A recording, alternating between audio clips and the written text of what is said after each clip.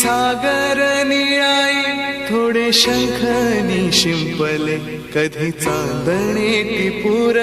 तुझ्या डोळ्यात वाचले कधी उतरला चंद्र तुझ्या माझ्या अंगणात स्वप्न पाहराचा छवा पिसावला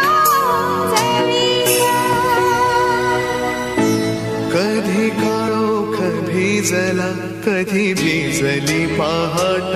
हुंकारला नदी काठ कधी हरवली वाट वाऱ्या पावसाची गाज काळे भास